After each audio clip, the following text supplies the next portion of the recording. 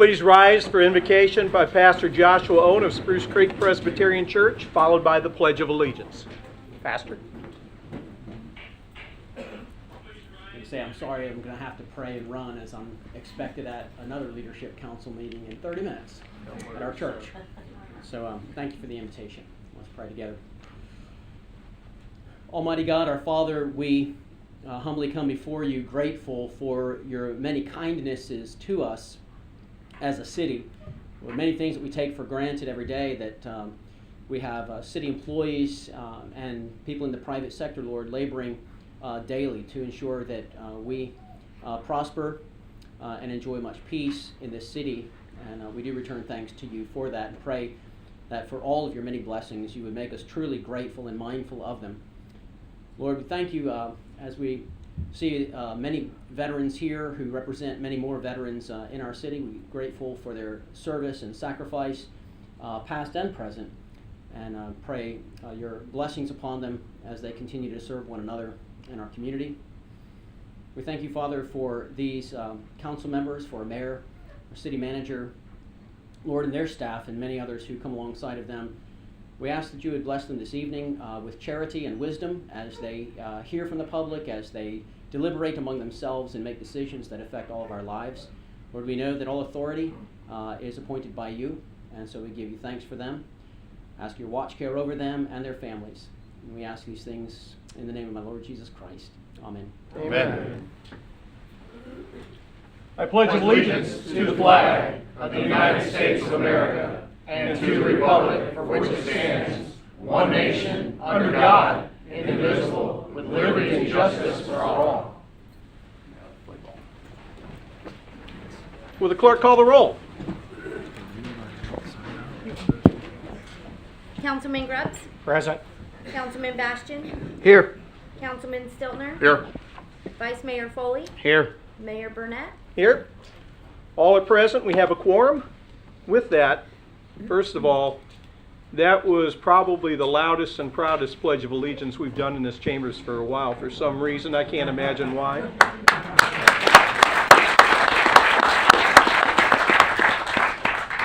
Recognition and proclamations. Parks and Recreation Month proclamation. Where is our Parks and Rec director? Is she hiding in the back corner like normal? Oh, yes, she is.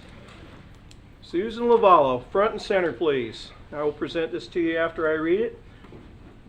Whereas Parks and Recreation programs are an integral part of communities throughout this country, including the city of Port Orange, and whereas our Parks and Recreation are vitally important to establishing and maintaining the quality of life in our communities, ensuring health of all citizens, and continuing to the economic contributing to the economic and environmental well-being of a community and region. And whereas Parks and Recreation programs increase a community's economic prosperity through increased property values, expansion of the local tax base, increased tourism, the attraction and retention of businesses, and crime reduction. And whereas parks and natural recreation areas improve water quality, protect groundwater, prevent flooding, improve the quality of the air we breathe, provide vegetative buffers to the development, and produce habitat for wildlife. And whereas our parks and natural recreation areas ensure the ecological beauty of our community and provide a place for children and adults to connect with nature and recreate outdoors. So therefore I, Donald O. Burnett, Mayor of the City of Port Orange, proclaim July as Parks and Recreation Month in the City of Port Orange, and with my signature and the seal of the city, it is so declared in this day and on this place.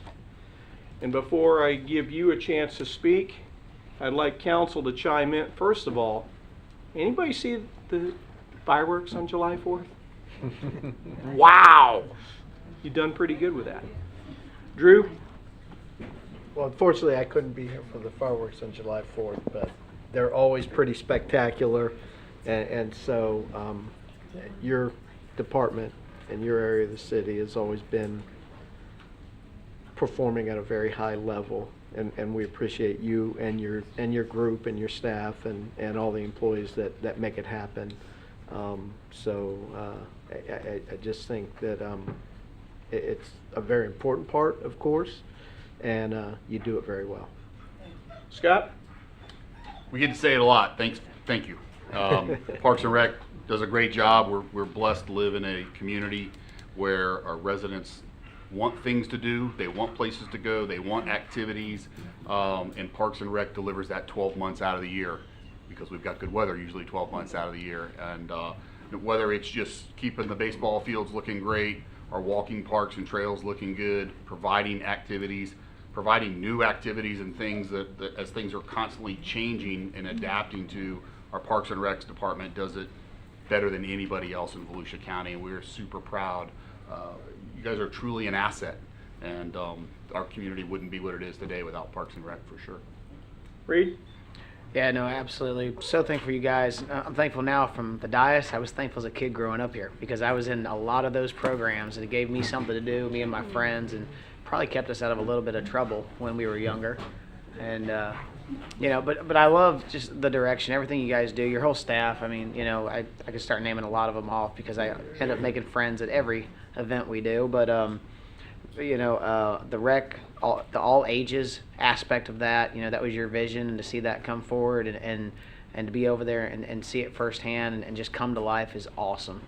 You and your staff should be very proud of what you do. It's a huge benefit to our community, not only our city, but actually the surrounding areas, because a lot of people don't realize we have a ton of kids and adults who participate in programs who don't even live in the city, and they benefit from the hard work of you, your staff, and everything you put into it. So thank you. Tracy?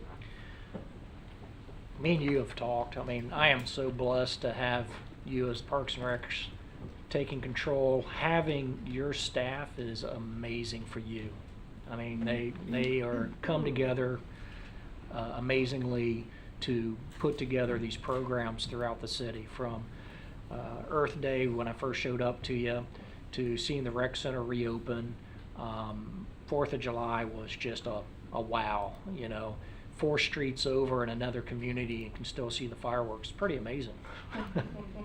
1,000 people plus at the city center when I showed up, and the band and everything. I mean, you couldn't have asked for a better venue than what you guys put together. So from bottom of my heart, my family, thank you. You've done an amazing, successful job, and your staff is to be commended. I just want to add that we have over 5,000 participants in the city of Port Orange in field sports. 5,000, which is almost double the next closest city, the 16 in our county. We are committed to recreation programs. I don't care whether you're age 8 or age 80, we want to have something for you. And we'll actually have something to look forward to next year. Is we want to talk about expanding our fields. We want to talk about a west side facility, and there's a potential bond that people will be able to decide on next year. And we're doing the hard work on that right now. But what we have right now is because the citizens of this city demand it. They want a high-quality, full-service city. We hear it all the time. And Susan, the hard work you and your department do, nobody does anything big alone. So you've got a lot of good people behind you, but you lead it and lead it well. And I want to present the proclamation for Parks and Recreation to you, and thank you, and allow Mike to take his picture. There you go.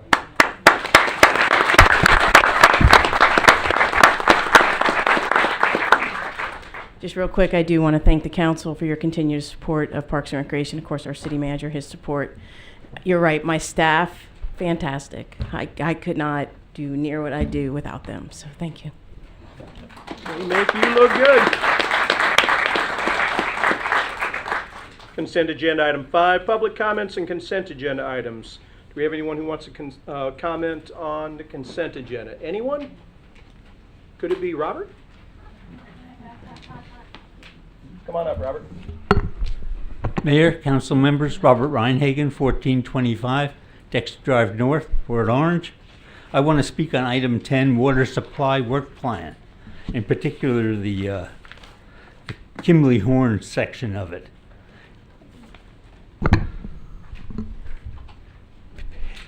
Page 8 says the eastern well field constructed in the 1970s has 13 wells rehabilitated in 2004, reaching end of life, have shown trends of increasing chloride level.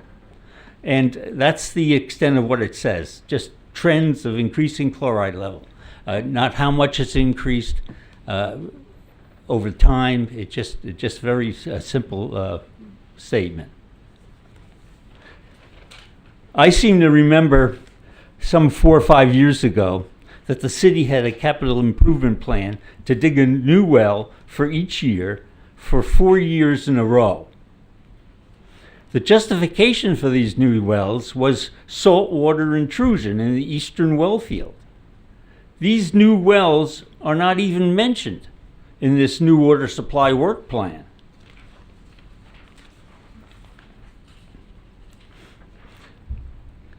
The city is investigating, on page 1, it says the city is investigating potential locations for new wells to provide redundancy if the eastern well field must be taken out of service. And on page 24, it says production well replacement FY23 to FY27 is to have a capital improvement project one of each year for $250,000 to create new production wells. I'm not sure if these are additional new wells or it's a carry forward of those 4 wells that had been previously scheduled. The previous city manager, Mr. Johansson, promised a study to understand the cause of this saltwater intrusion.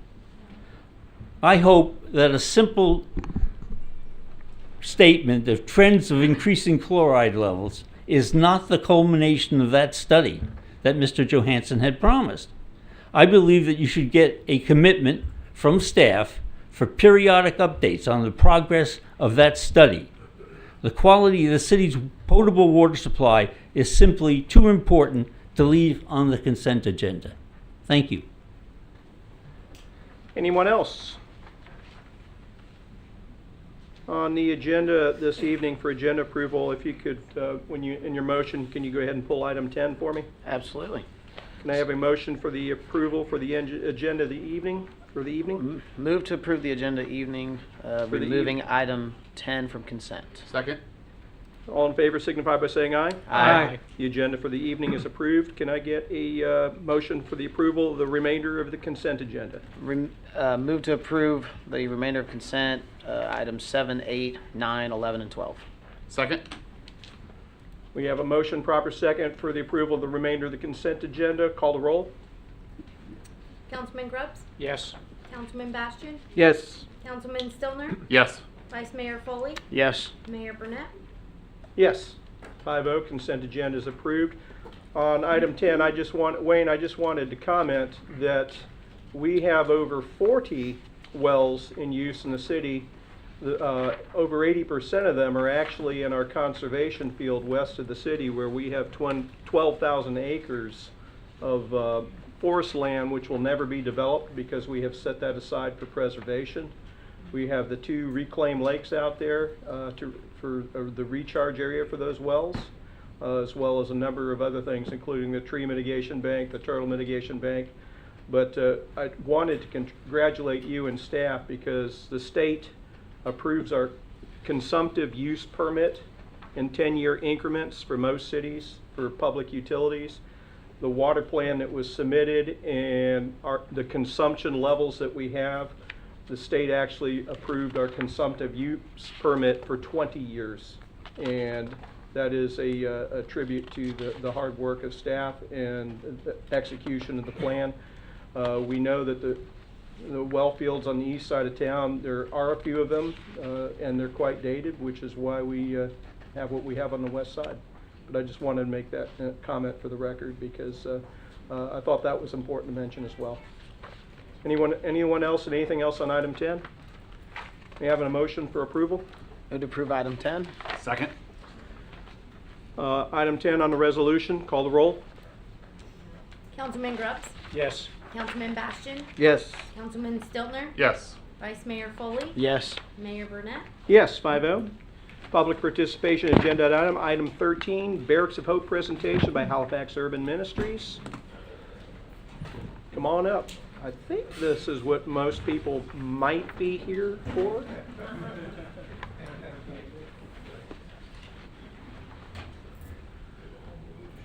Senator, I promised item 13 would come fast. You're fast. You're fast.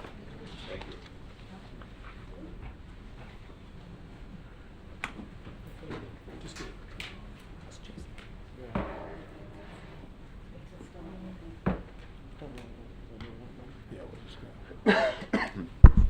Hi, before we start this, I'm Stacy Cantu, Daytona Beach Commissioner. I'm here on behalf of Barracks of Hope, the veterans in this room, and all veterans in the county. I come from a line of veterans and law enforcement in my family, with a son who served in Iraq, war veteran, and a father who was a Marine that served in Vietnam, who I lost due to war.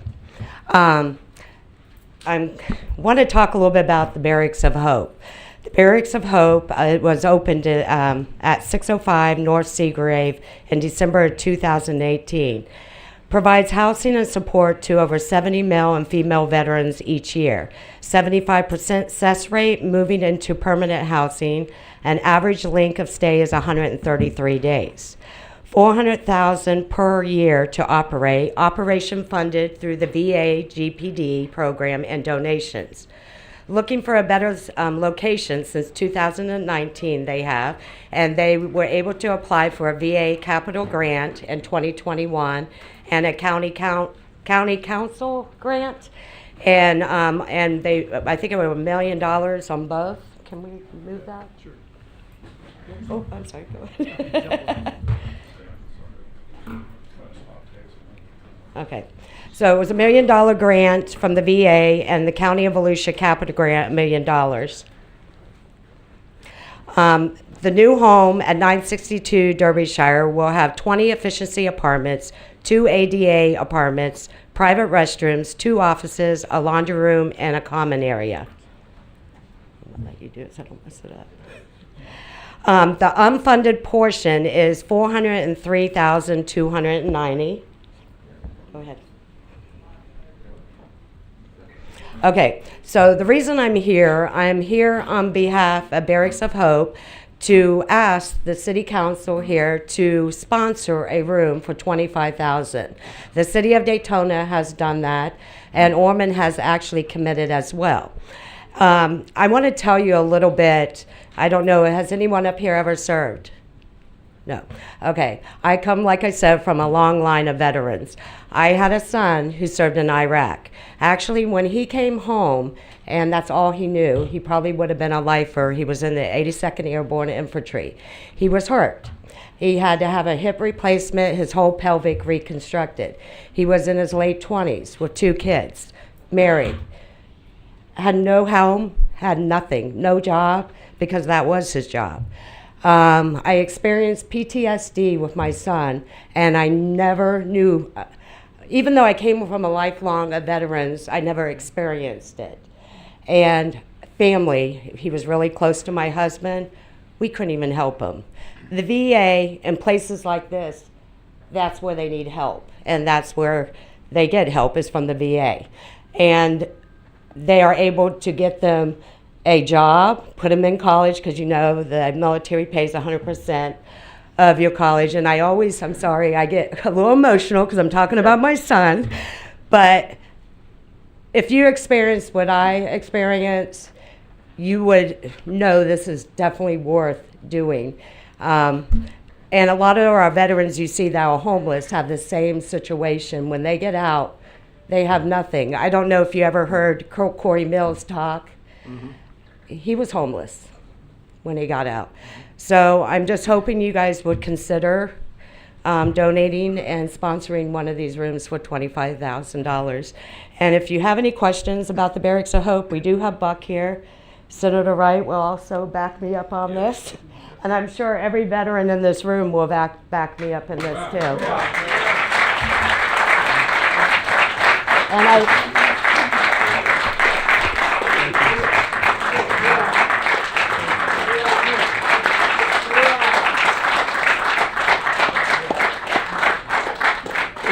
And if I could just address why the $400,000 shortfall. When we did this original grant request. Buck, do me a favor, just say your name for Oh, the I'm sorry, record. Buck James from Halifax Urban Ministries. Thanks. Thank you. When we started this project back at the beginning of COVID, we had a price under $2 million, and we had grant funding to meet that need, right? But as you know, since then, construction costs have gone up by 40, 50% in many cases. And so that's where the $400,000 shortfall comes from. And so that's what we're trying to address, is that shortfall due to the increase of cost of construction since COVID. And while we're here, I'd like all our commandant, our commanders to stand up. They represent a lot of our veteran groups. The Lady of Lords Veteran Outreach. And I just want, if we could give them a big hand too. Absolutely. Because they really work.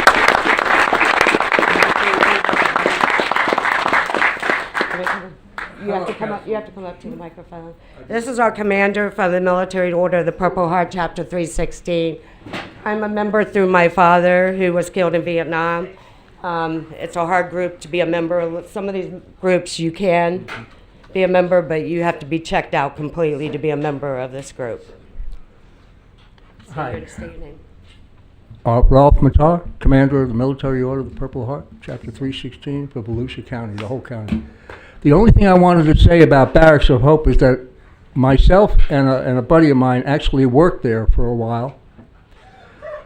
We are veteran service officers, and we went over there once a month to help these guys get their benefits because they had no transportation to come to my office or anywhere else. So we did it there. And I saw what they actually do there, and it's amazing. The workers there are excellent. Buck, of course, is excellent, done a great job, and they do really need the money.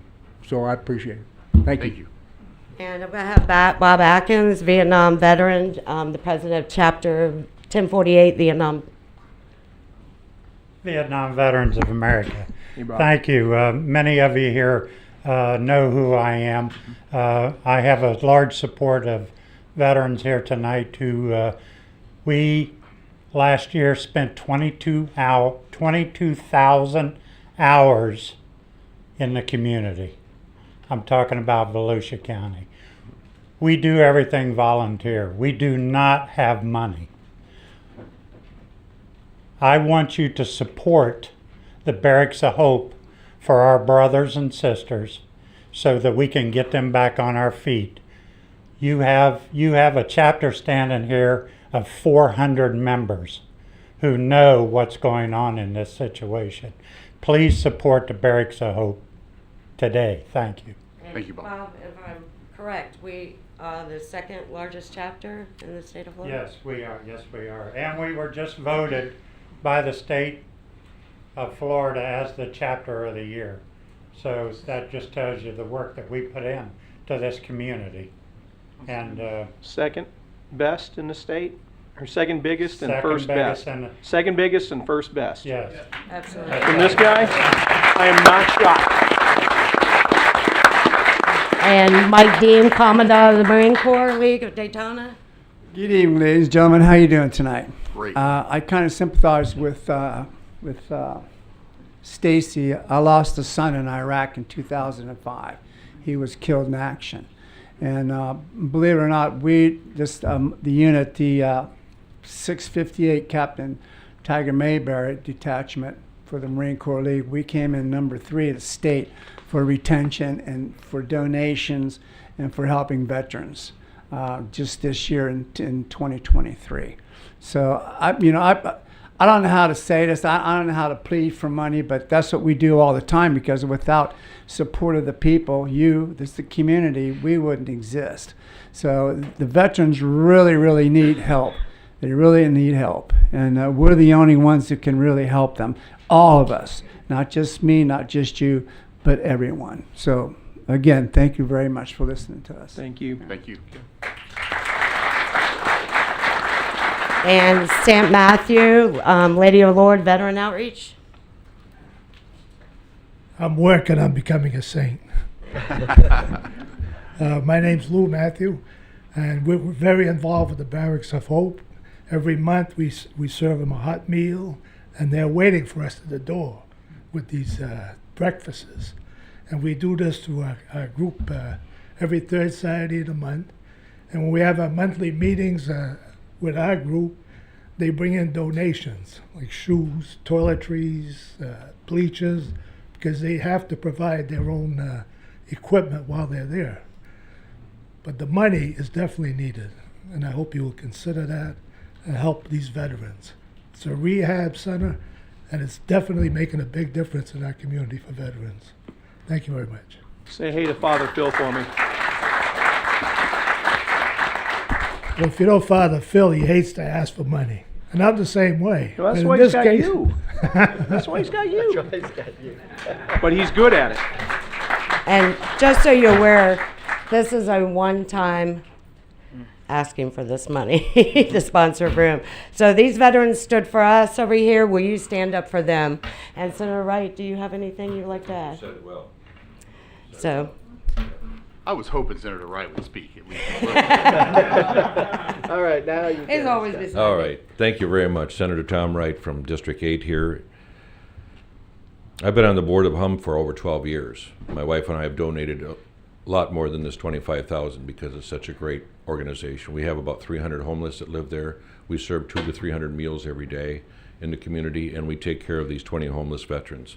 You may or may not know that we run about 114 to 118 homeless veterans all the time here in Volusia County. And when I think about that, I think really we should be ashamed. There should be no homeless veterans. You know, they've given all for us. So this is a $25,000 ask that I think the city will be able to handle. Take a little change off of what I brought you earlier tonight, and it'll be nothing. It'll be like pocket change. It's $3.5 million, and we'll support our veterans. So this new facility, if you haven't had a chance to see it yet, is coming along nicely. I think we're looking at November for a ribbon cutting, and it's Looking forward going to it. it's going to be great for our veterans. Homeless veterans, there's approximately 220,000 homeless veterans in the United States every night. And honestly, when I think about that, I think when I lay my head down on a pillow at night, sometimes I feel a little guilty, like I have a place and they don't. We all know that they are willing to give their life for this country. So I think this is a great opportunity for the citizens of Port Orange to say, we want to help and support one of the rooms. So thank you for listening to this request. Thank you. Thank you.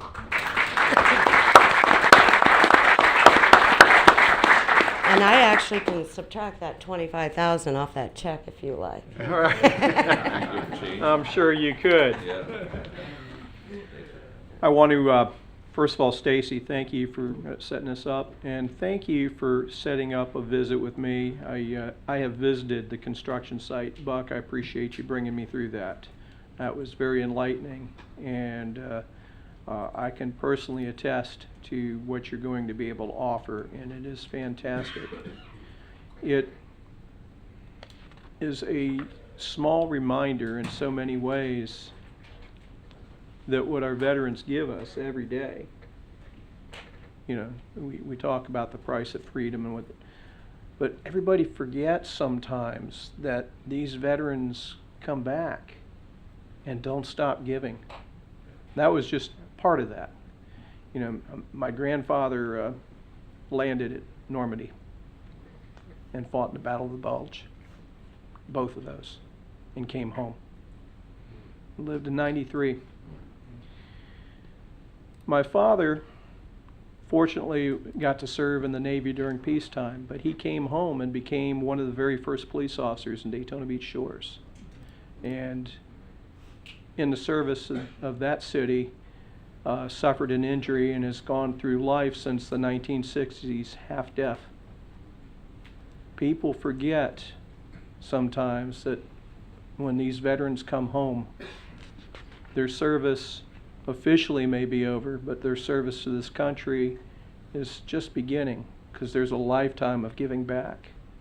And what we're talking about here is a chance to help some of these people who need it most, who want to find a way to continue to serve their community. And this is a way to help bridge that. And I would hope that my council would consider this. And I'd like to hear, I certainly know how I feel about it. But the wonderful thing about the Sunshine Law is I haven't been able to talk to these guys. I visited a couple of months ago. I haven't been able to talk to anybody, and I also knew you were coming. But I want to hear from you guys and maybe be able to give direction to the city manager as they prepare the budget and the like. Scott, why don't we start with you, because I see you chomping at the bit. Sure.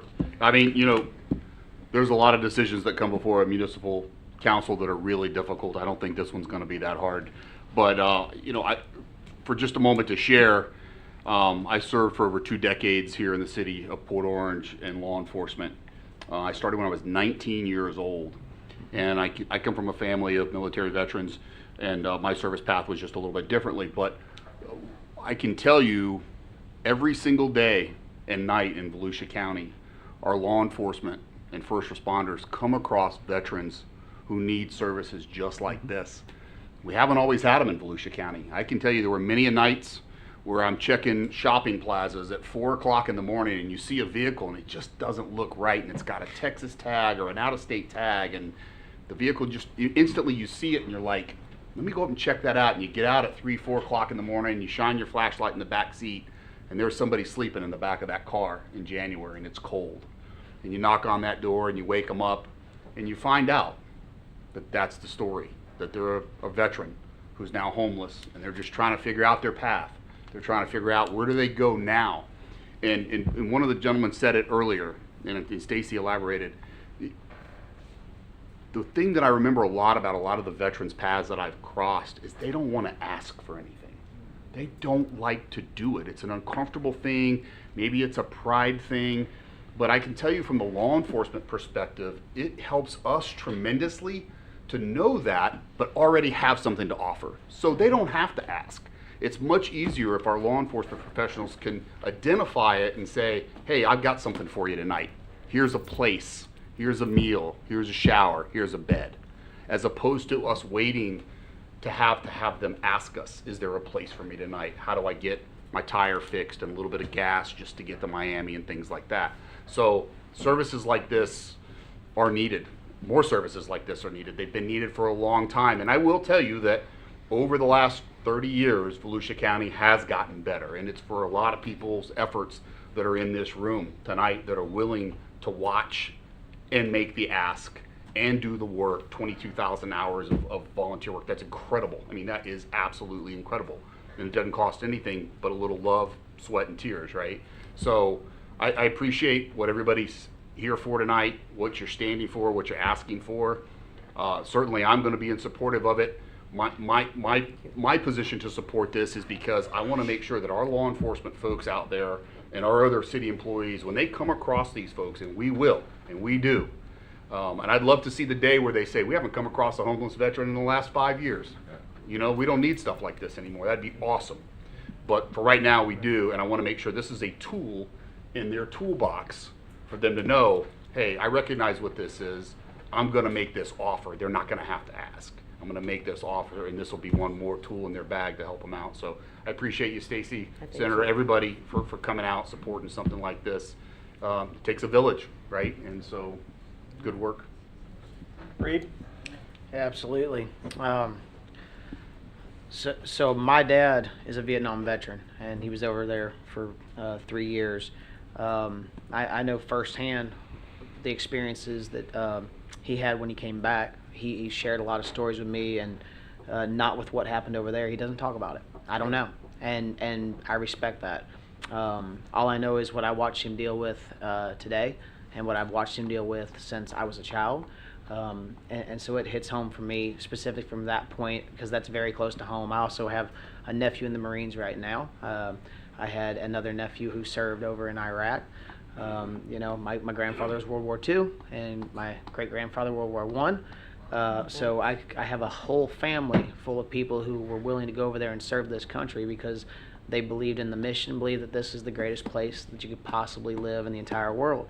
And I know that the pride my dad has for his service, and because of having him as a father, I've seen some of the issues and the people who do come back and have things they struggle with, and they need programs like this. And Scott, you know, the one thing we have to ask ourselves, because we have to be good stewards up here of taxpayer dollars, especially of, you know, tax dollars, and how does this benefit Port Orange? And putting a tool in the box for our officers is a really good example of how this benefits our residents and people in need. And I think that's just a wonderful, elegant way to put that.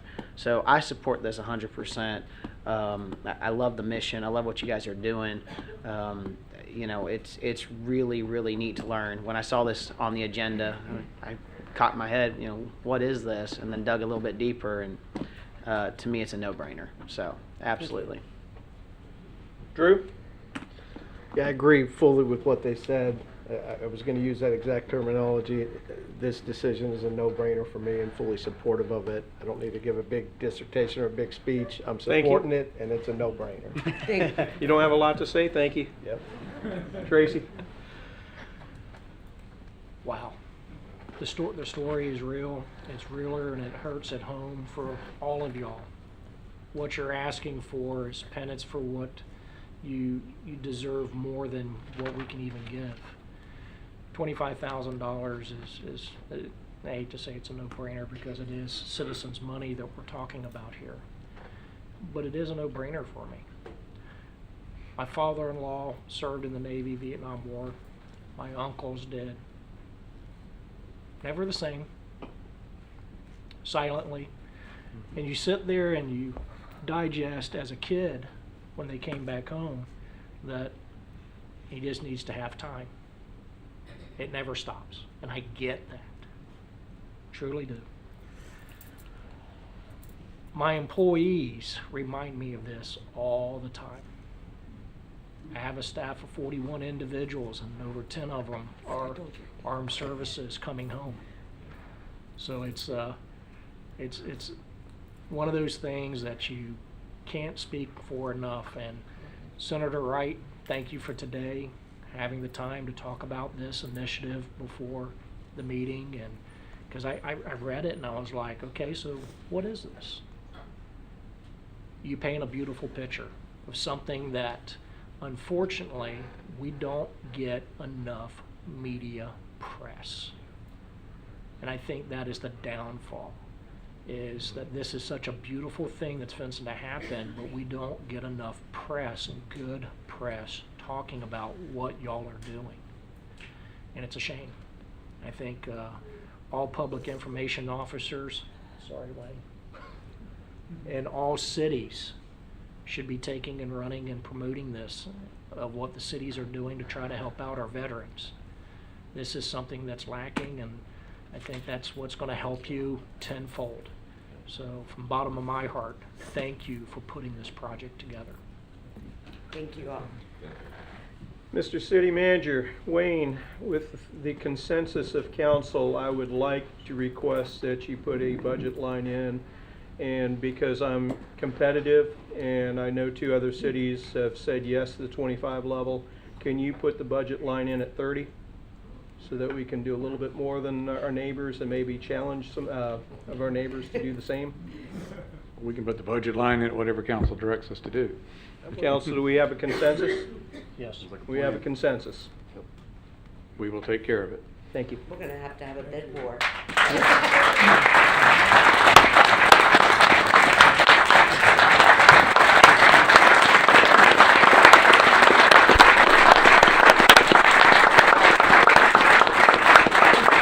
I just want to say thank you from the bottom of my heart. And I would like to get a picture of our veterans up here with you guys. Sure. Absolutely. Absolutely. Maybe down front, and we'll be up here. We'll get all them down there. Some of y'all can come up here too.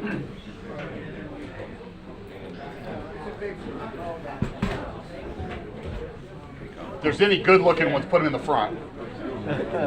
So they're next to you. Here. Come on. Perfect.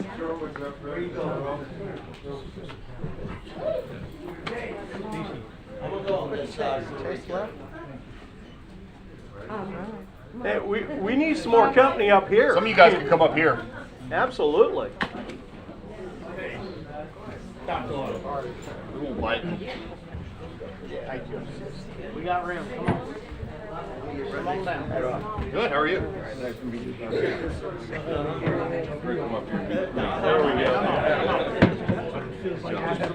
Just push your chairs back and stand in front. Drew, take the chairs back, put them out of the way so they can get up front. It's okay. No, you're fine. Just push your chairs out of the way. It's tight up here. Yeah, you can sit Buck, if you want. come on down here a little bit more. Buck, I'm short. Stand right behind me. There you go. Jump right in there. We got it? Go look that way, Oh, yeah, Gerald. she got there's like 4 different people in 4 different places taking the pic. All right.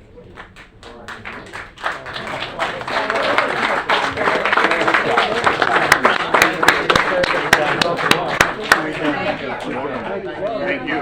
Thank you, guys. Thank you guys for what you're doing. Let me know if you need anything else.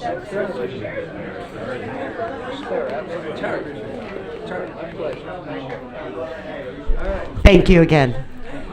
Thank you, Stacy, Stacy. thank you. Stacy, thank you for leading the charge. Senator Wright, thank you for always having their back since they've had ours. I love our veterans. And to all our veterans, thank you for your service and welcome home. Okay. Finish with that, but you got it. If any of y'all want to hang out, we got some more meeting to watch, but you know, if nothing else, I'll give you all a minute or two to clear out and then we'll continue. Have a good night, guys. Take care. Thank you. Thank Appreciate y'all. God bless you guys. You as well, sir. Y'all come back anytime. Yes, sir. Consider it done. Thank you, sir. Thank you, Mike. Public participation continues, non-agended. Carolyn, both of you guys want to come up together, or do you want to go one each? Well, she'll go first and I'll go second. Okay, sounds good. Thanks, Pam. Carolyn Sanders James.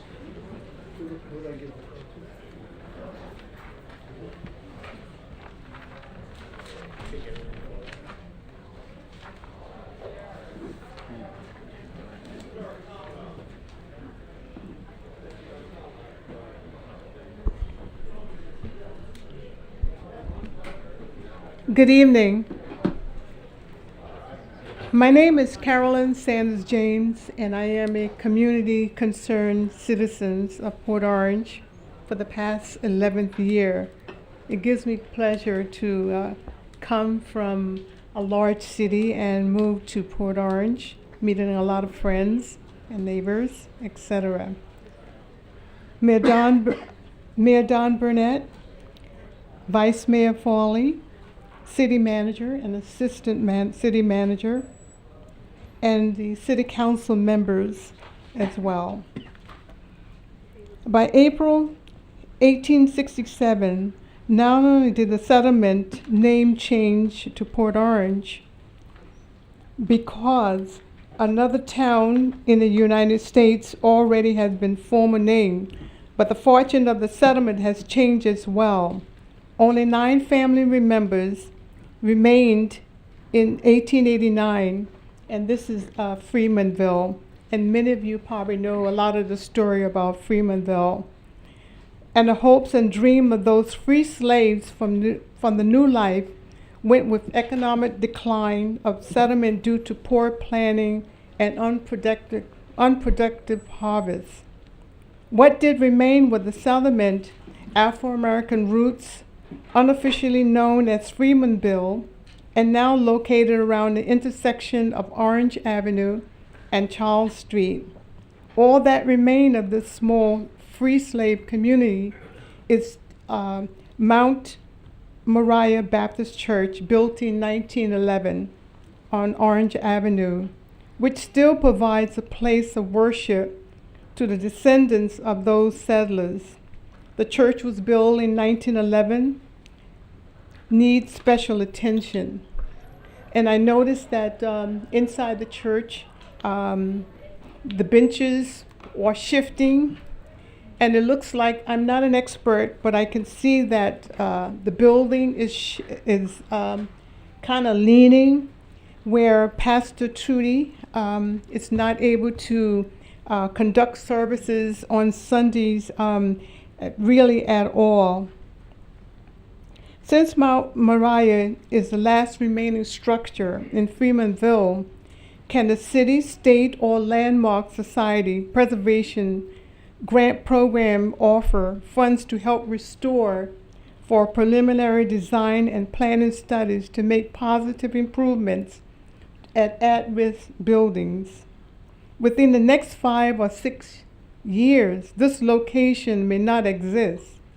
Historical markers mark the places where many occurred, but the richness of the history is in its local details.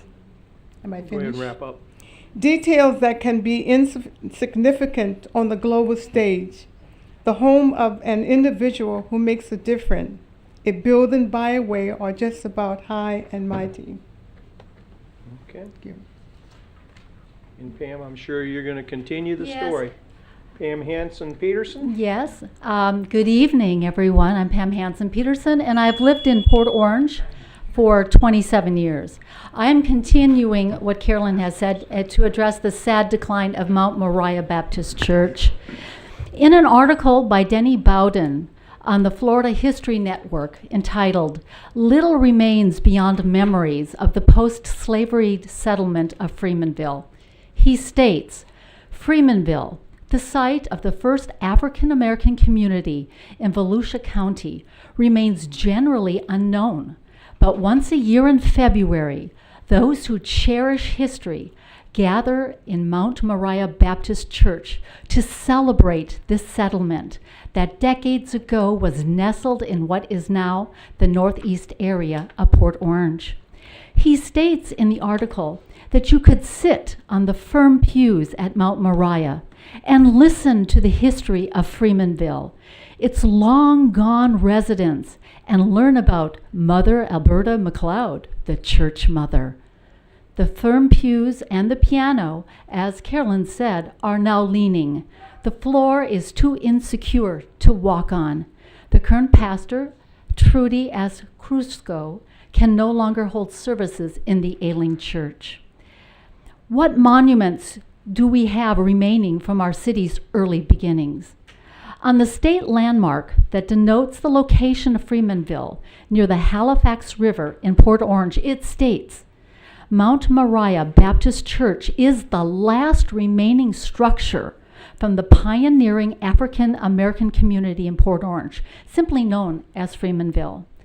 What happens when people read that state landmark sign and want to visit Mount Moriah Baptist Church and it no longer exists? It is a monument of its time. It is art, music, architecture, and history that distinguishes all cultures and continues to educate us all. It is important for our city's history to be preserved and enjoyed by future generations. Only from seeing and knowing of our past can we learn and try to make a better future for our community. If you have not done so, please visit the quaint Mount Moriah Baptist Church. Okay, simply go east, down Dunlun, past Port Orange Elementary School, take a right on Orange Avenue before the First United Methodist Church, aka the Pumpkin Church, and go almost to the end of the street. It's on your left. Please consider helping to save it from its rapid decline. And I thank you so much for your time and for listening. Thank you, Pam. Thank you guys for coming. And we have Rick Brown. Didn't I just see you somewhere before? Hi, Rick Brown, 1508 Crescent Bridge, Daytona Beach. I'm also a taxpayer here in Port Orange. I do have properties here in Port Orange that my only time I've been here before was to pay the water bills. So I'm familiar with the building. Thank This you is for the first that. time before the chamber. I have watched you on TV numerous times. Must have debating been a some of slow the issues. TV night at the house. Well, I'm very involved in this. Senator Wright and Commissioner Cantu can tell you I am a regular at the other meetings as well. I'd like to be able to make it to the county meetings, but anyway, I want to be brief. First of all, I want to thank you for your support of Barracks of Hope. That means a lot to the veterans. Veterans Chapter 1048, of course, we meet here at the VFW here in Port Orange, so I'm in town quite a bit. And we do a lot for our veterans. We don't like to ask, but this is for our brothers that really, really need help. And that's what we do in our group. So I just want to say thank you to all. And I also want to thank you, Mr. Mayor, and for issuing the extra challenge. And I'm now going to go back to Daytona back to Commissioner Cantu, and we'll try and see if we can up the ante. They did say that it was a one-time thing, true, but always keep us in your heart. That they could always use donation on an annual basis if you want to continue to give. That's always well received with the veterans. Freedom is indeed not free. I served during the Vietnam War. I served both in the Army and the Air Force, so I've seen a lot of what you're talking about, and it is a shame. You know, we weren't proud when we came back. We were spat on. We had insults thrown at us, but we served our country when we were called, and that's what we did. So. Again, the country has started to wake up to what veterans mean, especially after 9/11, and people realized freedom was not free, and that we were willing to do that. One other brief thing I did want to mention on the pavilion, I was kind of excited to see a lot of the development. I was a little concerned that Port Orange was getting ahead of itself, and as we know, the pavilion has had some severe problems. I used to love taking a walk around there.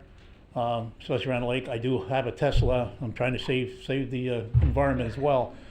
And so I quite often go to the Tesla charger there. But the lakes were beautiful, and the walk around the park was beautiful. The problem is it's not being maintained. One of the worst stewards you can have for a property is when it's in receivership and when banks take over. They do nothing. The aerators in the ponds need to be maintained.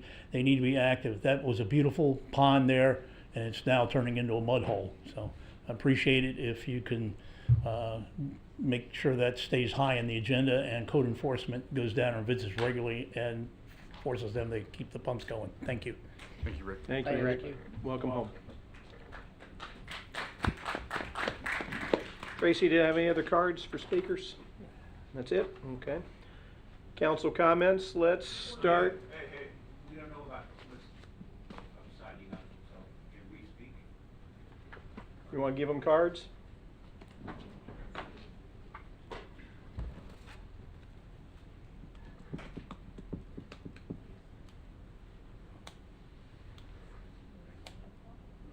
Just fill it out real quick, bring it up, hand it to me when you come up to speak.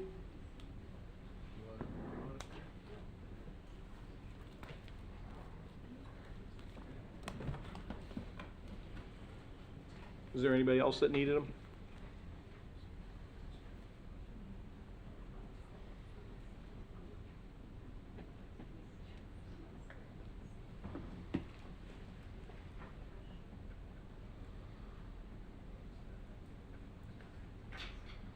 Thank you, Mayor. Absolutely. Gotcha. My name is James Houlihan, live at Sugar Forest in Port Orange. Mayor, City Council, we are, a number of us are here from the Sugar Forest area. We all were flooded during the storm. The assistant city manager was out to visit us, and we had a presentation from those folks, and they gave us a lot of information. Much of it was excuses for unable to stop the problem that we actually have. What we need is solutions, not excuses of what the problem is. One of the suggestions that we made was purchase the property at the intersection, the northeast corner of Nova and Madeline, and build a something for the Parks Department. Build a what do they call those things for the kids? Not a retention pond. No, but a retention pond. But it would be a skating park that could fill up with water and be pumped out, and then we go back to being something of a park. But we need some ideas of what can be done, and we need the assistance of the city council, the mayor, and the town folks to try to figure out what needs to be done that this won't happen again. You approved the construction of the new the self-service, the storage center at the other corner on Madeline and Nova. If you pass there today even, the little pond that they have there to retain the water, it's up to the top from just a few days of water. What happens in the storm? What happens when they actually put the concrete on the ground and all the water goes someplace else? It's coming to us, the east side, as you know. It doesn't go west, it goes east, and that's Sugar Forest. So again, we're pleading with you at this point to do something to help us try to figure out what can be done to alleviate this going forward. Thank you very much. You bet. Thank you. Thanks. Thanks, James. Did I have any others? I would. I didn't sign a card, no. No others? Okay. If I, yeah. I guess you do need another card over there. Are there any others? Anybody else wants to speak? I need you to fill out a card right now because this is it. Thank you. Now, I do recognize that there are other people here basically in support of what you've already said. So you were definitely not the only one. And I've already spoken to you and a lot of your neighbors, so I get you. Yes. And I know Councilman Grubbs was at that meeting as well. And that's something that, in case you don't know, because of sunshine law, only one of us can be there at that kind of meeting. But I verified with Councilman Grubbs that he was going to be in attendance, and that's why I was not, because I did not want to be in violation of the Florida sunshine law. But And we appreciate you showing up after the meeting. Yeah. You were there at least. Thank you. Yep. That's what I could do. And believe me, and I pass through your neighborhood every day because I live across the street. Right, yeah. So you know the spot I'm talking about. Oh, yeah. Yes. I mean the place you could purchase it. Yeah. Make an ice skating rink there, skating rink. Yeah. Ice skating? What? Not, ice skating would be good too, but. I don't know if you can read. I don't know how to. Okay. Hey, Donna. My Come on, name Jerry. is, hi.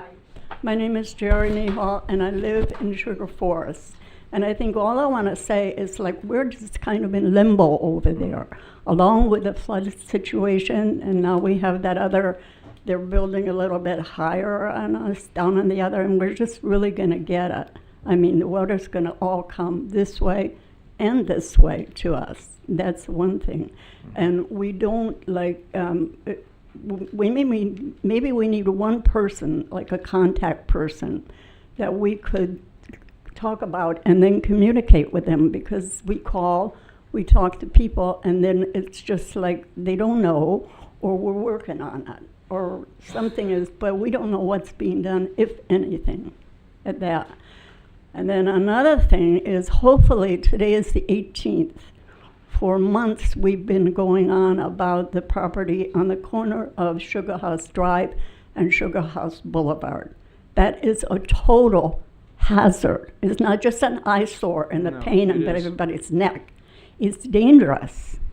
And it's like yesterday was supposed to be the drawing line or whatever, if it was going to be done or go forward with it, or if it was still going to have to be more negotiating or whatever. So is there any word on that? Would anyone here know?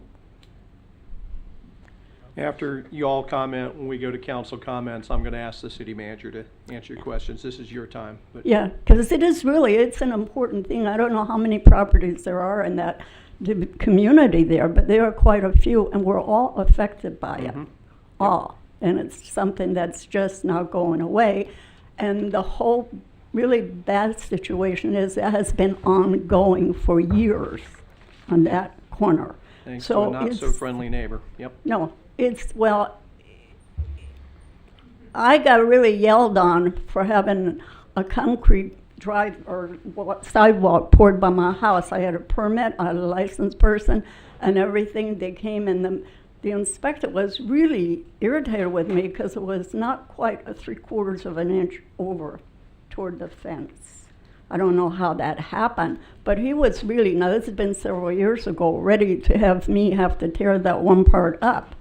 And then I look right at my yard, which is overflowing with junk and stuff, parts of cars, washing machines, whatever. My fence, the fence guys won't even touch it to put it up. And I think, well, how did that guy keep on and on and on?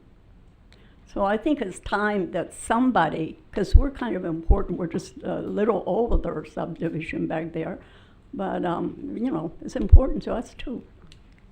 So, Thanks, Jerry. but, well, thank you for listening now. Yes, ma'am. Jerry, I miss having you live across the street from me. Yeah, well, good morning, Don.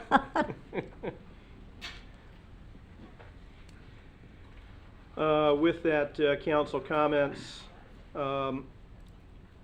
rather than go through all of us, I'm going to start with one request up the top from me, Wayne, so that a lot of these people here are waiting for answers, so they don't have to wait till my turn to hear the question. That's kind of a two-part thing. One, can you update me publicly on the status of that burned out piece? I can't say that word, can I? There are 4 properties attached that were affected by that fire, and I know we've had cooperation from 3 of them, but can you update us on the status of that first, please? They are correct. They've passed the deadline to have a demolition permit, so we are now authorized to do so.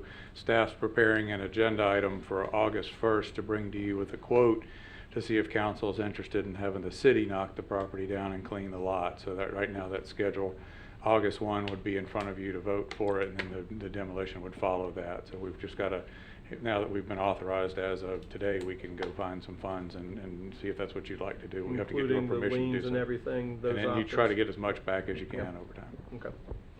And secondly, I know that we've had a lot of conversations. There are things we can do and there are things that we can't do, but just kind of address where we are in trying to address some of the challenges in that neighborhood. If you, I'm leaving it open-ended because I know that you and staff are still working on things, but if you could kind of comment where we are for the people in the room. I know I can't stop an Ian-sized storm from impacting certain neighborhoods. Nobody can.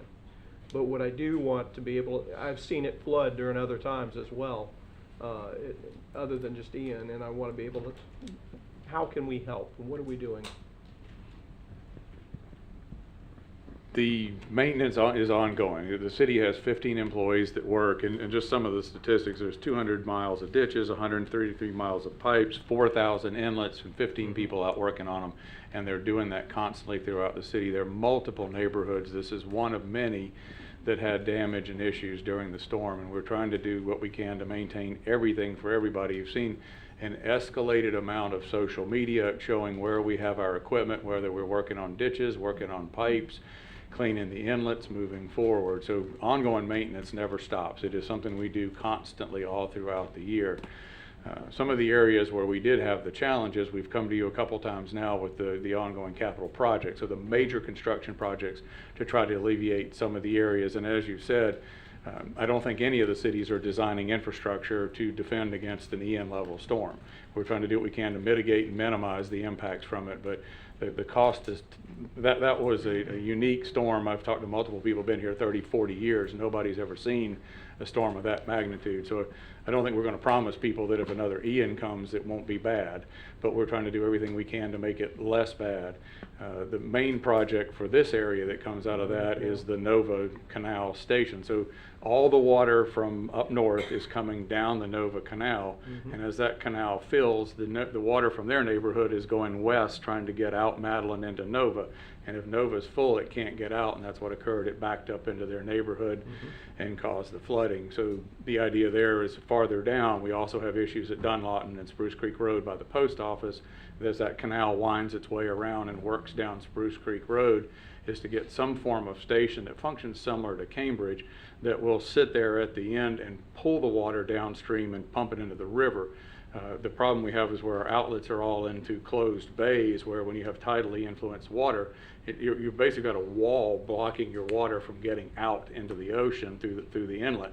And if we can get it into the river still flows because it has that outlet down at Ponce Inlet. So this is the biggest scale project we have. It would clearly help with the project Daytona has, where Representative or Congressman Waltz sent money to Daytona to study the area, because working from less water coming from the north to the south would certainly make it easier for us. And then whatever we can do in our part of town to take the water and pull it out through a pump and force it out into the river to help keep the water level low enough so that the water in their neighborhood can get into the canal and get out of their neighborhood. That is the larger effort plan for that area at this point.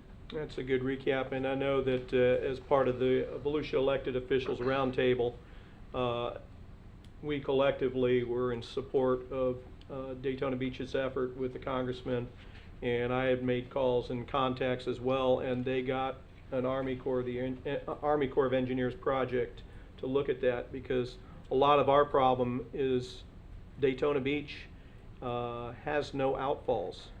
Their outfall for is the Nova Canal, comes to us down Reed Canal and through us, and to the north through Holly Hill and Ormond Beach. So that study we've been very much in favor of and support of, and I can't wait to see the outcome of that. And I'll continue to support that. It will directly benefit our neighbors to the north, but it will most certainly indirectly benefit us. And Wayne, I know that we have the 7 projects, and the Nova Canal project is the largest one that we're talking about. We'll be looking for funding and engineering and working on that. None of these large projects happen overnight, but the fact that you and your public works team have worked so hard in a short period of time to come up with solutions, because this was one of 5 neighborhoods that were largely and adversely affected. So this is not just you guys that we're working on. There are 5 neighborhoods that really took a big black eye from Ian and that we're working on. So that I do want everybody to know that it's hard because everybody hears things in bits and pieces. We've talked about these things at council meetings, at bits and pieces. We don't have media that covers us the way we used to. You used to be able to pick up the News Journal, and we had a reporter here at every meeting, and they'd write about anything that we did, and you'd be able to know what we're working on. And it's hard, communication, even in the social media age, is difficult, but we'll continue to post updates on the things that we're working on at Port Orange City Hall. I do have another coffee with the mayor tomorrow night at the Rec at 6 p.m. If you want to know more about those projects, we'll be highlighting those. So we'll have the pictures and the diagrams of what we're working on. But I do want everybody in the room to know, and Wayne, thank you for the high-level recap. I know that that's a quick recap of. We could talk about this for hours. And there, because quite frankly, you and I have. And there, I don't want to think too, it's just the large projects. So we're also looking for smaller scale benefits as well. So as we go through, I just don't have all those memorized because they're scattered throughout the city. But there's also things where you may just open up a culvert to a little bit larger, or so where we're finding little things that may help, because we're going through, it's a pretty rough summer, not just here, but all across the country with this heavy rainfall. And so we're seeing heavy rains every day. And so we're getting a lot of trying to make the best of the situation. You go out and when you can see that water and see where it is and see if there's ways we can make improvement. So while this is going on, we have the crews out there looking around trying to see if there are shorter term fixes or smaller scale fixes that don't require large capital improvement. So there will be more going on than just the larger scale projects and the ongoing maintenance. And I do recognize one challenge you have in this neighborhood that does not exist in the others is the defunct homeowners association. The properties the former HOA owns, it doesn't revert to us. We never owned it in the first place, and we don't own it now, so we have certain, we don't have, how should I say this, we don't have a legal right to operate on land we don't own, so there are liability issues and things like that. I know that that's part of the equation that you're working through as well, so I appreciate the fact that we're trying to address that, and please continue to do so. With that, let's go ahead and continue with council comments. Reed. Oh man, I'll try to be quick. Thanks again to Senator Wright and Representative Chase Tremont for bringing that money from Tallahassee. Obviously, appreciate them coming and presenting the check. I think we've thanked them more than once now, and they deserve it. It's always great when you see the fruits of your labor, and it shows that, you know, having a lobbyist in Tallahassee does indeed pay dividends, and making those trips, the staff and everything else. Just want to say that one more time. And other than that, man, I think we've had plenty to chew on tonight, so I'm good. Okay. Tracy, what else you got tonight? I'm going to say sentiments of what Mr. Foley just said as far as Senator Wright, House Representative Chase Tremont. It's phenomenal to see money flow back into the city when you got taxes going out to the state level. It's nice to have that come back, and we got some people up there battling for us, and we need it. Jerry, you said something earlier as far as a little older community. I don't look and view that by any stretch of the imagination of a little older community. It's city of Port Orange. It's all one community. Doesn't matter the age of it or how big somebody's got a house versus the mobile home parks that are down the streets. We are one community. We have to resolve the issues to try to get this taken care of for y'all. I guess we just were not feeling that way for a while. I understand, and it gets lost in translation with stormy weather, right? So every now and then, you guys may see a big white Ford pickup truck drive through your properties and stop and taking pictures that doesn't have any city emblems on it. That's my truck. I've been over there. Let's say don't get scared, but maybe they should. Yeah. I mean, it's like every 2 to 3 days when the rain was raining hard. I'm over there, when especially this past Sunday when it rained all day. I walked the streets and looked at the streets and checked the manholes, and I got with Wayne and Robin on Monday morning, and they got the pictures of dealing with Jackson and Madeline and the canals being blocked up with tree debris and things of that nature from the project that's being built. I was there doing that. It's something that it takes all of us to be able to rectify this. It's just not one person. So, and I agree with you in the frustration of who's the main contact. And that main contact is city, to be able to get hold of Robin and Wayne's office. Sorry, Robin. She is the main contact with all the directors and managers to be able to help y'all out as best we can. So please keep the phones open, the emails coming to us, and I'm still going to be driving out there looking and trying to rectify as we get into storm season. Hopefully we won't have to deal with that this year. You know, nobody wants to talk about that, but it's inevitable. It's Florida. Set your watch, 3 o'clock, it's going to rain. Hopefully it stops at 3:30. But yes, please don't feel that way. We do care, and I'm driving over there to try to make sure of what's going on and try to make sure behind the scenes, keeping the new construction projects from filling up canals so they flow properly and they don't backflow into you guys. Okay. I went this way and I went this way. You go this way and this way. Scott? Echo the thanks for Jace Stremon and Senator Tom Wright and everything they did for the residents in the community of Port Orange this year, fighting in Tallahassee for dollars. You know, it's a perfect example of how local government has to have the help of the state when it comes to big projects. One of the things I talk to residents a lot about is, you know, we see on the news and we watch the federal government just print money. When they want to do something, they just print money. Local governments can't do that. There's no mechanism in place for us to do that. So the money has to come from us.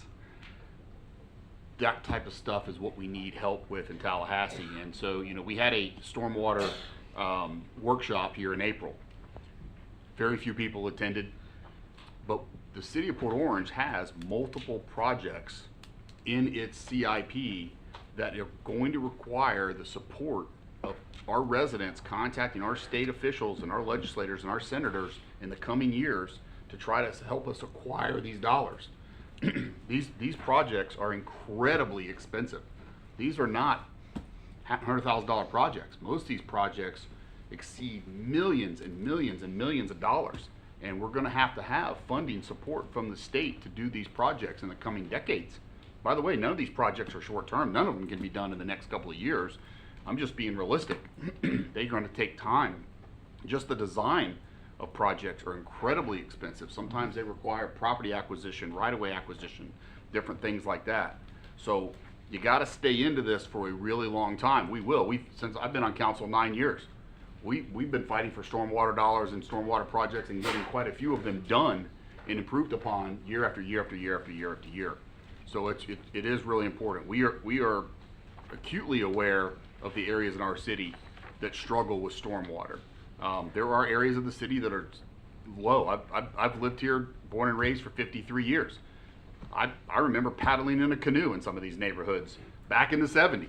So I remember Sugar Forest in my early years in the police department 25 plus years ago when that neighborhood flooded, wading in there in waist deep water to help residents get out of their homes. Like the mayor talked about and the city manager talked about, there are some realities that a lot of people don't want to hear. But when we have these events, all of that water has to go out of Ponce Inlet. So everything's going to flow that way, which means everything in Ormond and Holly Hill and Daytona and so forth and so on, the topography of East Volusia County is what it is, and it's all got to go out of Ponce Inlet at some point, which means it's got to come through a large part of Port Orange. And you know, we deal with designs and infrastructure. Some of it is dates back 50, 60 years old in designs and how communities were developed. Sugar Forest is probably a perfect example of a neighborhood. If it was brand new being built today, it'd be built a lot differently. By the way, to digress for a moment, I strongly encourage the residents of Sugar Forest, get your HOA back together. It matters. It can make a difference. I've ridden through that neighborhood numerous times in the last 6 months. I still see people, which I was talking to one resident, he pointed it out to me and I'm like, there's no way. And I rode down there to see for myself. I see residents putting grass clippings and yard clippings on top of the storm drains or down in the storm drains. I see them blowing off the street into the storm drains. And we, you know, our trucks go out there and we clean the drains and people are doing this. And, you know, not that an HOA can completely stop that, but HOAs have a tendency of helping out and being able to educate the residents and staying on top of the little things. You guys have got, you know, HOA property that can be part of the solution here if it's maintained. So I strongly encourage the residents to try to get the HOA back operationally so that they're better in a better position to help work with the city. You know, everything you guys have said and brought to us and all the residents I've talked to, they're absolutely right. It's a low community. When we get these major events like this, there's going to be impacts there, especially the streets. I mean, the streets are going to have water in them, you know. I mean, I'll settle for water in the streets so we can keep water out of the homes. And so right now, that's our biggest thing. You know, all that being said, I do want to say, it was actually on my notes tonight before I even realized a lot of you folks were here. I do want to give a thanks to our city work staff that are out there. You know, stormwater maintenance is not something that ever stops. It never ends. And in the city of Port Orange, you've got 400 plus ponds and retention areas that people see that don't even belong to the city. They belong to HOAs and private property owners. We don't maintain those. We need them to do a better job of maintaining those. The 135 that the city owns, all the piping, all the storm drains, the outfalls, all of that stuff, it's endless. It's never going to stop being maintained. It has never stopped being maintained. I've seen people will say, well, they don't turn the pumps on. The ponds that have pumps get turned on. About 9 ponds in the city of Port Orange that can be pumped down prior to a storm, just 9 of the 550 get pumped down. So that doesn't stop, and those crews are doing a great job. I've had a lot of folks send me pictures of them and say, you know, they were in my neighborhood. Some folks down on the Charles Street area recently have noticed they've been down there, and they're doing a great job, doing the best they can, constantly trying to maintain these areas, and they're going to do that. They're going to continue to do that. It is extremely helpful for the residents to let us know. When you guys see something, continue to tell us, because we continue to pass it on to our city staff, and sometimes it's, you know, we hear something we hadn't heard before, you know, and hey, there's this tree that's fallen across this ditch and now it's damming up. Well, if somebody doesn't tell us that, a lot of these ditches and these infrastructure areas are behind homes that you really can't see from the road. And so when you see things like that, please don't feel like it's a waste of time to call and tell us. Call and tell us. We want to know. We need to know that. We're going to pass it on to the city manager's team. He passes it on to the right folks. They'll get that on their list and they'll get out there. But you know, my final comment is to please stay engaged with us.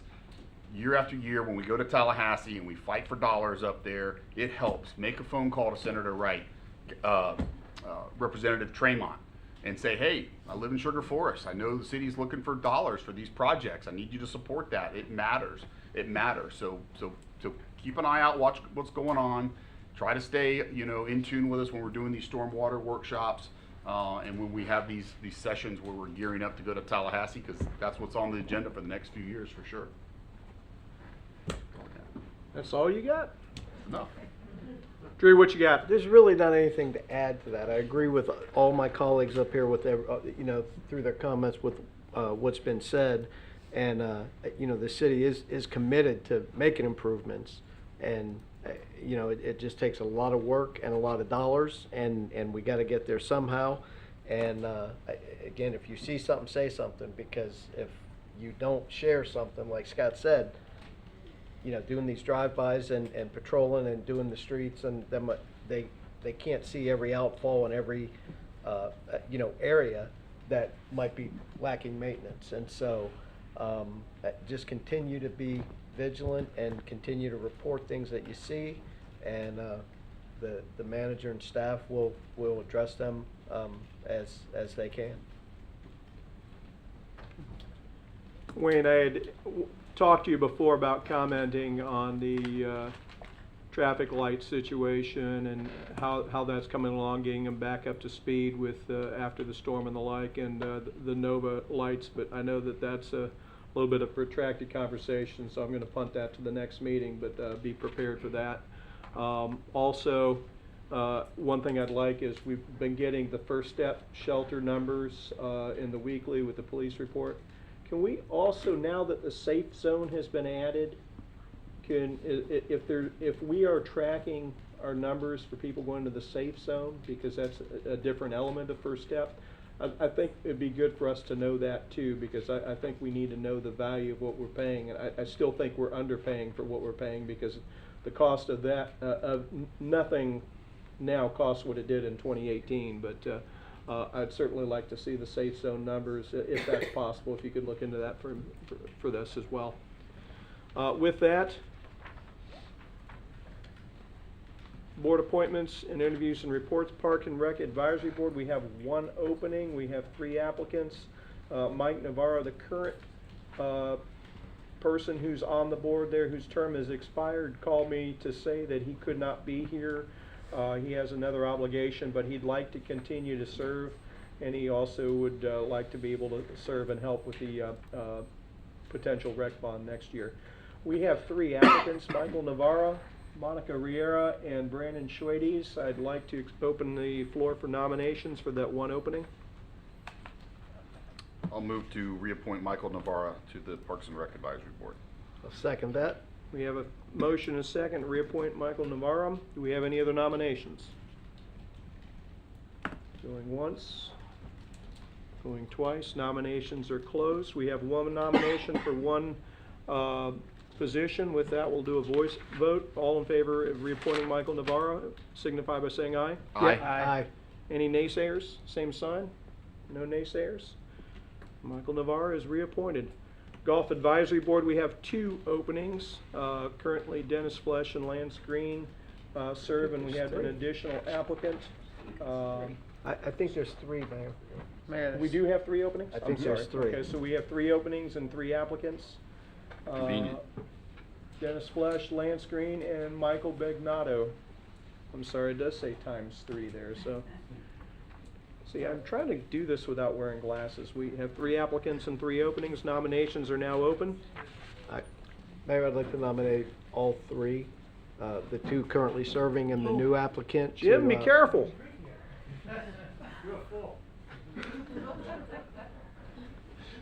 I'd like to nominate all 3 to serve on that board, Mayor. I'll second that. We have nomination for all 3. Are there any other nominations to add to those 3? There being none, we have a first and second. All in favor of reappointing all 3 to the Golf Advisory Board, reappointing 2 and then appointing the 3rd to the Golf Advisory Board, signify by saying aye. Aye. Any naysayers? It is unanimous. With that, the public hearing portion of the meeting we have reached. With that, I usually take a break at the hour-and-a-half mark. So at this point, we will be in recess for the next 8 minutes, and then we'll return for the public hearing portion of the meeting.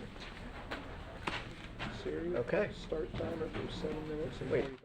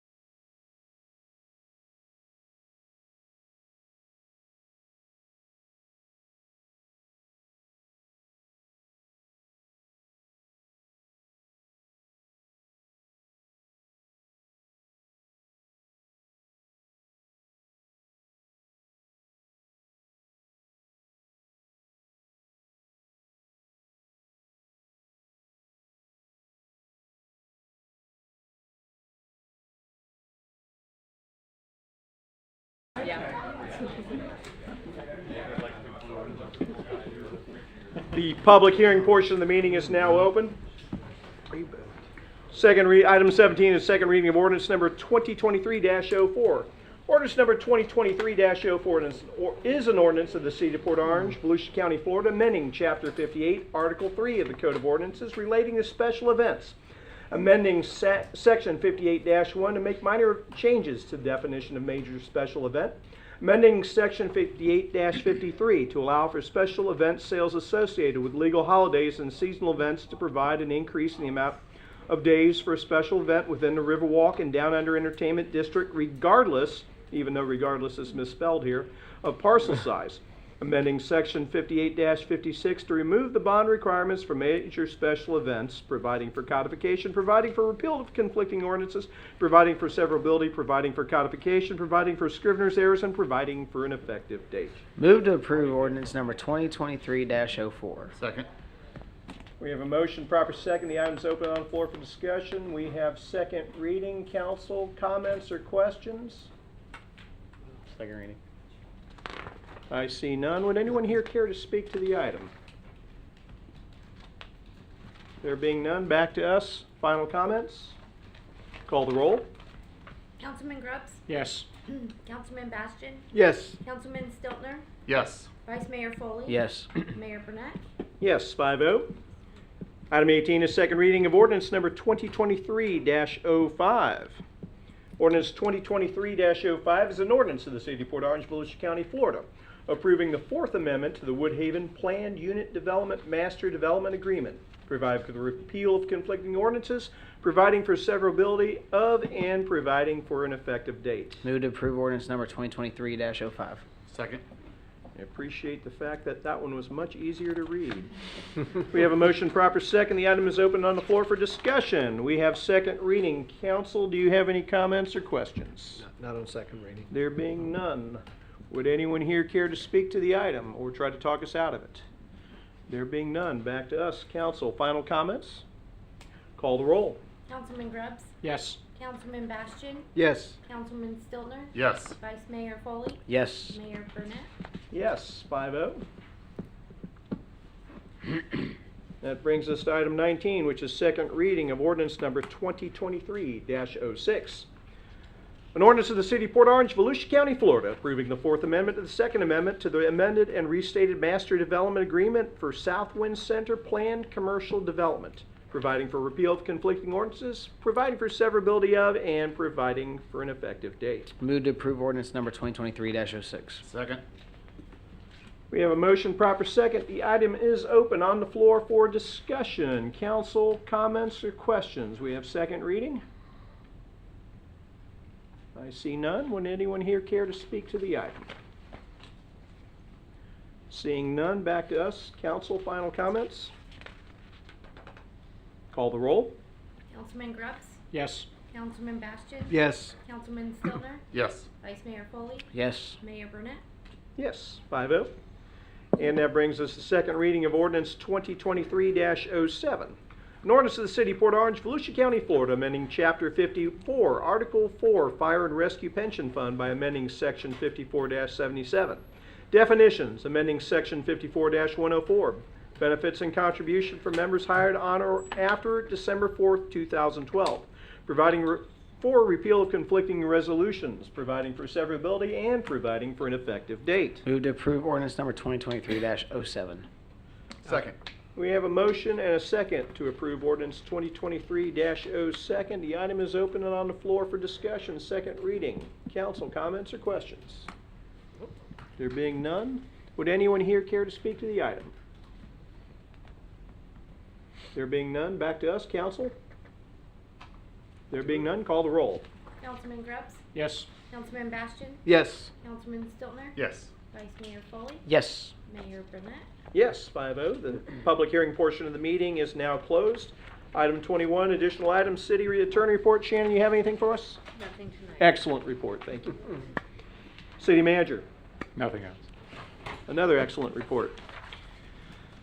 Council Committee reports, Art House, Vice Mayor Foley. Have yet to have a meeting yet, so I have nothing to report, but I'm looking forward to the first one.